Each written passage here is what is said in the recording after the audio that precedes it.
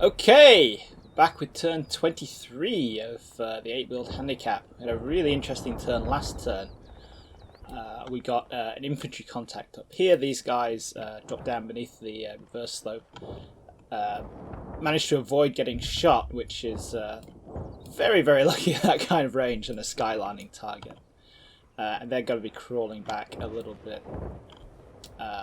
We've got some precision RT being called in on that BTR. I can't remember when it's going to land, but I don't think it's anytime soon. This Stryker is relocating a squad over to this side here to back these guys up because we're still committed to pushing this way. But the big news is we're getting mortared.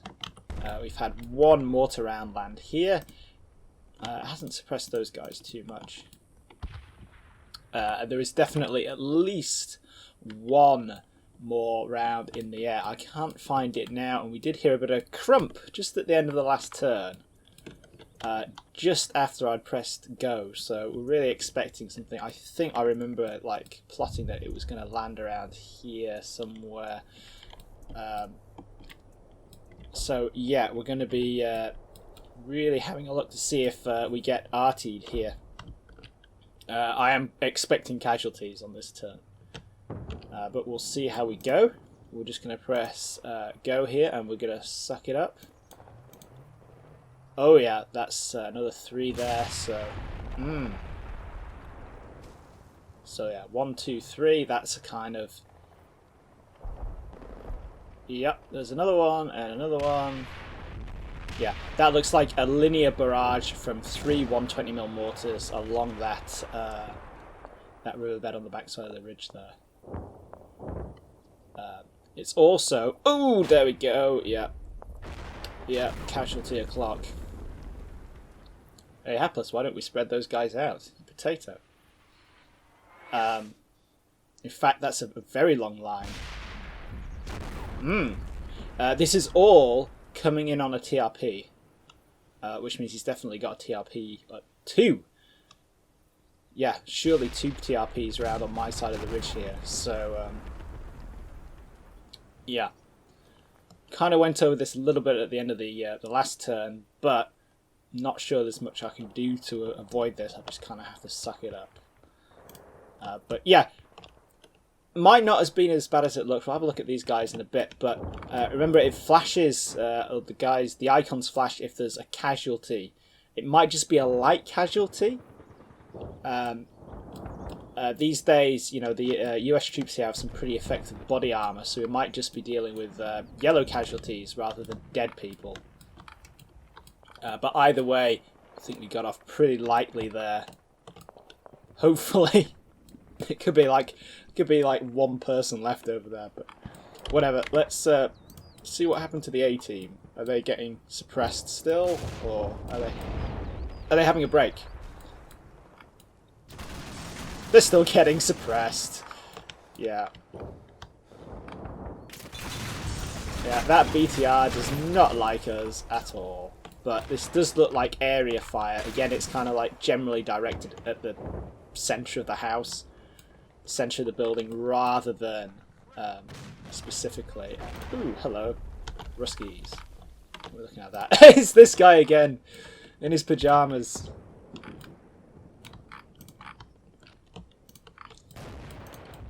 Yeah. You can see him. It's our... no, the commander's not going to take any more points. He's only got 3 bleeding magazines left. 4 magazines left. He's got his AT4 though. But yeah, AjarmanG is definitely suppressing this building. He's suppressing the snot out of it, but we've got these 2 guys who are paying it. Well, he's facing the wrong direction entirely, but these 2 guys are paying attention, and we are getting some. These guys aren't completely cowering all the time, so and of course we've got our the driver here, the gunner from the ex-Stryker over there, which got perforated. He's sat there keeping an eye out. So. Yeah, there's some suppressive fire coming in on the building, But at the same time, it doesn't, we're not getting any indications here that AjarmanG is really pushing up with infantry. Every time he's done that, he has kind of got he's done it once. Yeah, there was a squad here, wasn't there? He's kind of got a bloody nose, so I don't think he's really doing it. They're just kind of suppressed in there.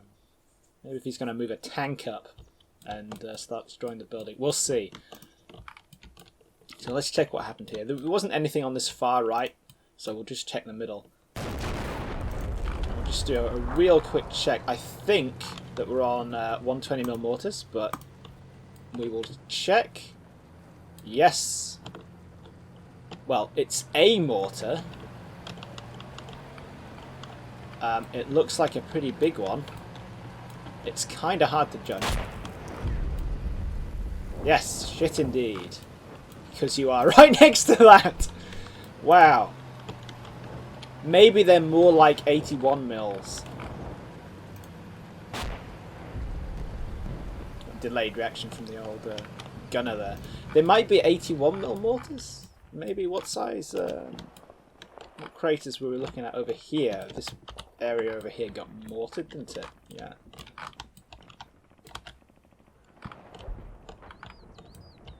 Smaller craters here might be from airbursts. I don't know.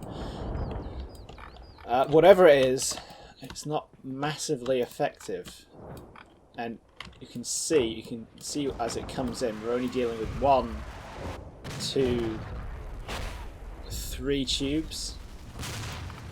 That doesn't mean an awful lot because Russian batteries do things in 3s. So do a lot of the American batteries actually. There, that's our culprit there.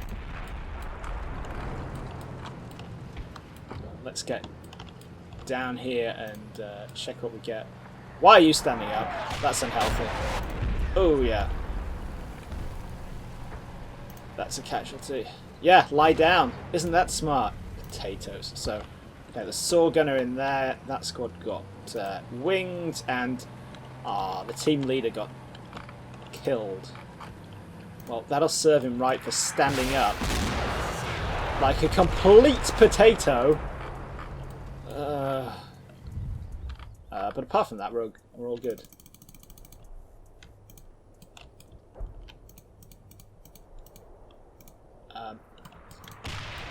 It looks like it's the same kind of 3-tube battery spread out over a long way. That's like 500 meters plus, something like that. So like I say, he's not. We're not looking at a concentration of fire that's going to do that much damage. He says before losing like 1,000, like everybody on the next turn. You guys are standing up as well. Don't stand up. Lie down. Take cover, you potatoes. What are you doing? These guys have just stood right back up again. That's kind of depressingly stupid. But yeah, we'll run them over here maybe. They have a similar kind of behave yourself camera. I'm not sure why those guys are standing up. Is it because they're in a wheat field? I don't know. These guys, how did these guys do? I think these guys kind of got away fine, didn't they? Yeah, no more shots coming their way.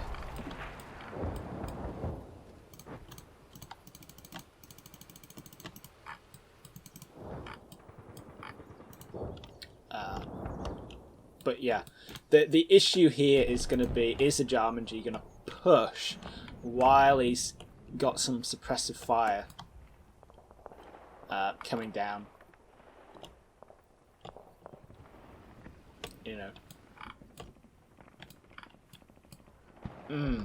If he does, we've got quite a bit of enfilade fire going along the edge of the ridge here. From this position, we've got the Stryker, an M240 and a Javelin team, and then because it's such a light barrage. It's quite spread out. Look, these guys aren't suppressed at all. These guys aren't suppressed at all. Those guys aren't. Those guys had a, you know, these guys had a round land like 10 meters away from them, and they're not particularly suppressed. Even these guys, the ones that are wounded, yeah, they're back up and running. So, yeah, we're not dealing with, particularly at this moment, dealing with something major. He is definitely bombing the right place, though. So, yeah, we'll see how this all pans out. Let's just check over here on this right flank, see if anything popped up. Yeah, a little bit of movement on this. I assume it's a sound contact because we're not going to be able to hear anything. Or, come on, Hapless, see anything. These guys are almost in position. We were going to get him to drop some artillery on this, that contact there, just to say, look, give it up. But yeah, we've been mortared for an entire minute, and we've had one wounded and one incapacitated. We can live with that. How many rounds was that? Let's count. So 1, 2, 3.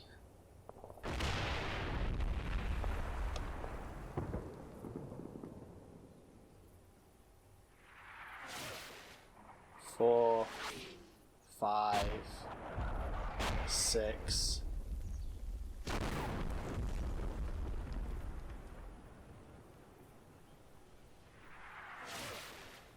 7, 8, 9.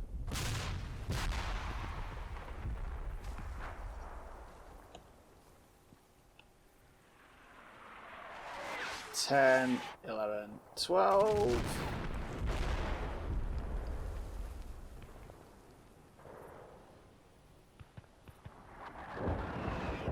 13, 14, 15.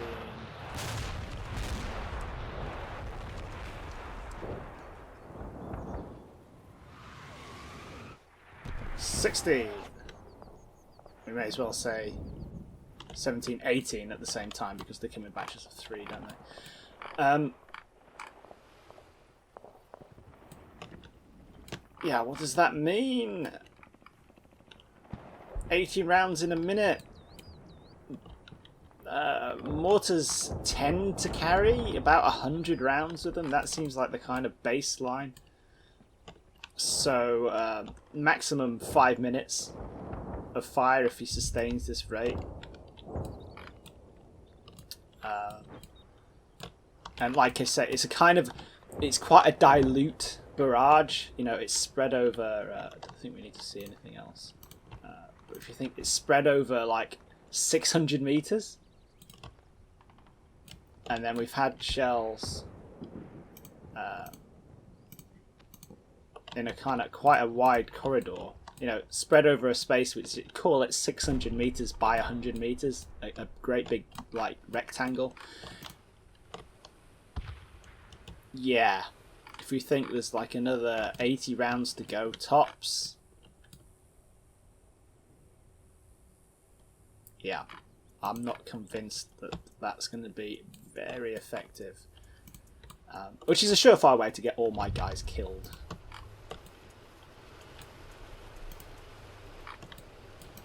But what we can do is we can whack them all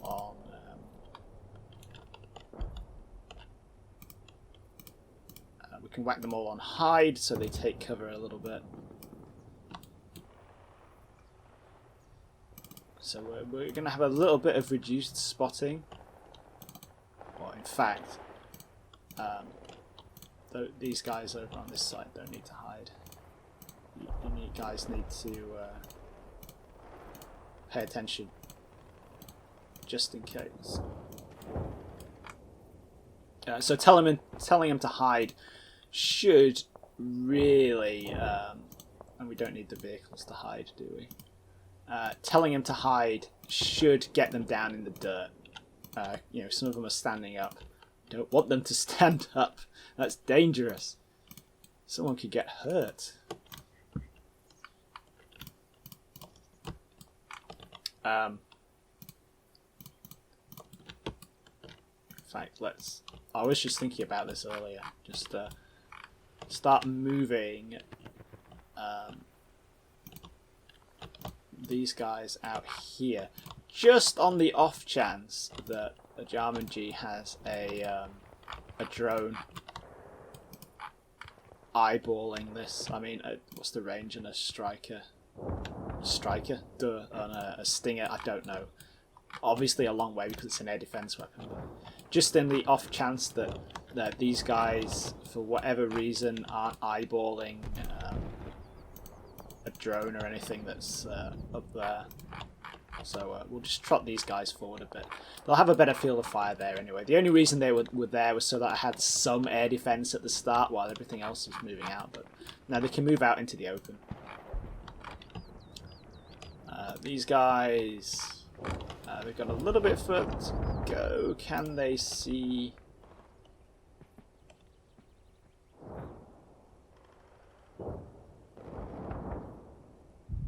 Not really. The question is, can they see any better from there? And ooh. Hello?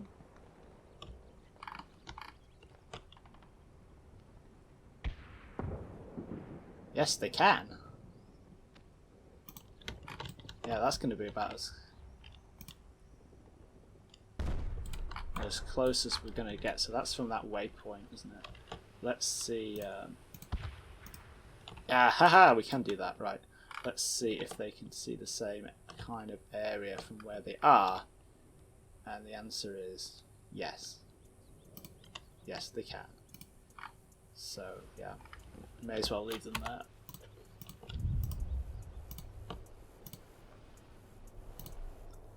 All we want is a quick precision bombard. Can I actually? Is that within range of the TRP? No. Really? Why can I? I can do that without line of sight.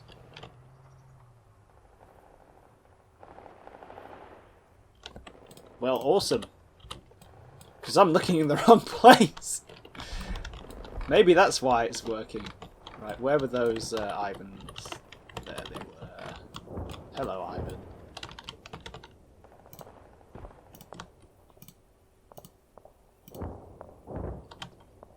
Yeah, we can totally bomb the snot out of that position.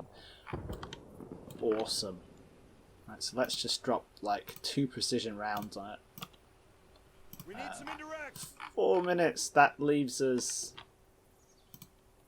Well, we've got a minute or a battery standing by. How's the other one doing?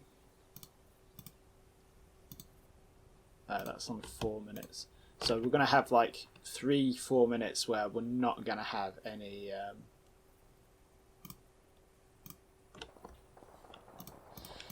Where we're going to have 1 battery on standby, but I'm not too worried about this. I think we should be okay. These guys need to stay there and medic the snot out of their team leader. Really want to scoop up. He has a on his M4. He's got an ACOG, a 4x scope, and a thermal weapon system. We want the thermal weapon system. Or weapon sight, rather. Thermal weapon system. Yeah, microwave guns, lasers. Yeah. We want that. That's a very important piece of kit. So let's see if they can't buddy aid it. And might just see if we can sneak our driver here a little bit further forward so we can get like a bit of a better eyeball on what's going on. Plenty of rest, plenty of time to spot things.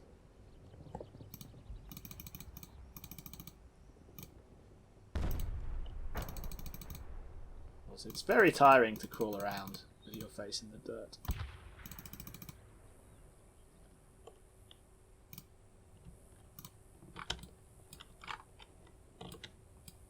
So he is in radio contact with his boss, Mr. Whaley there. So we can feedback intel, you know, we can get a bit of advanced warning about what's going on. If there's any Russians kind of moving up, and you know, if there is, we can bomb them, can't we?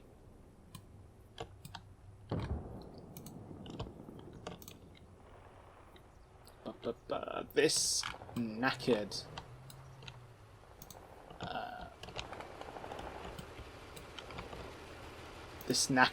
MGS isn't doing anything where it is, I don't think. So let's try and just reverse it through the woods there. Can we get it across here?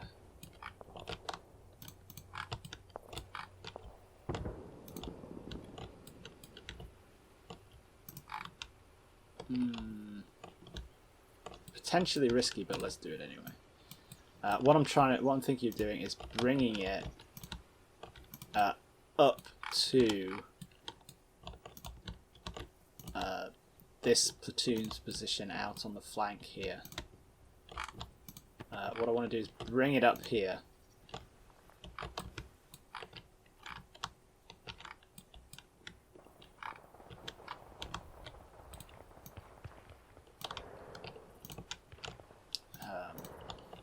Nice and slow across there.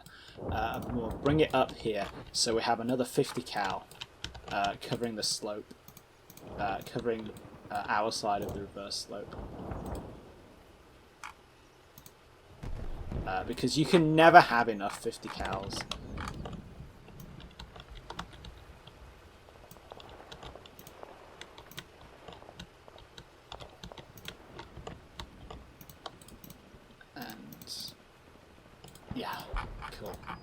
It's basically a 50 cal wheels, because the main gun, his gun has been destroyed. It's all knackered, which is not good. But we'll find a use for it anyway. So, yeah, next turn we're going to get artied some more. But there's not a lot we can do about it. We kind of saw in that turn it wasn't tremendously effective. It's a war, we're going to have casualties. We're just going to have to live with that. Let's crawl these guys this way a little bit.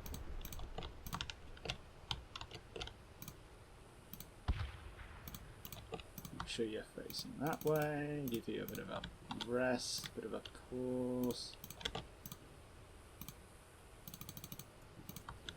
Yeah, I'm just going to bring them that way a little bit so they're quite far away from that fire mission we ordered on here.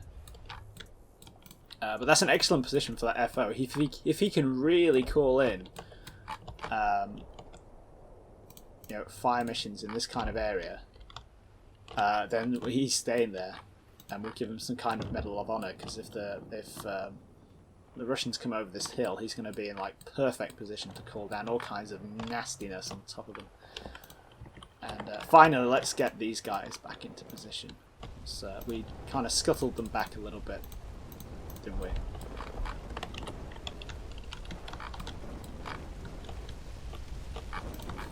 I don't really want to push them up too far because they won't have any support. So, you know, we need to have a look into this wood and find stuff over there to shoot.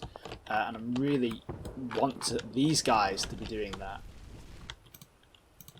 and not anybody else, because they're fairly, you know, comparatively safe over there.